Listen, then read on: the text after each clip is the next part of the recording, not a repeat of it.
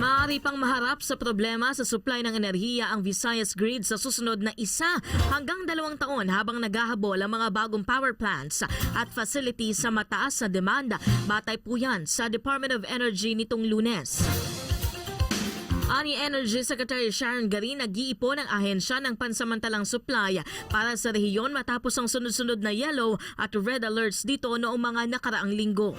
Mahirap ang pagsabayin ang pagkukumpleto ng mga planta at ang transmisyon.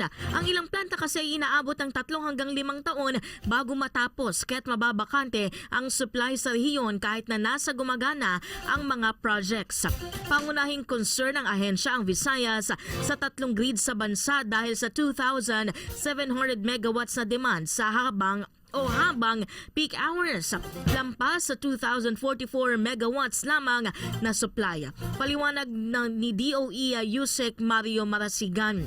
Samantala, ayon din kay Garin, malaki ang ambag ng Visayas sa renewable energy sa 45% kumpara sa 25% lang ng national average. Sa kasawiang palad, nangangailangan pa rin ito ng permanenteng pagkukunan ng enerhiya. Tinitingnan ng DOE ang iba pang mga paraan gaya ng power barges at battery energy storage systems para mapanatili ang supply.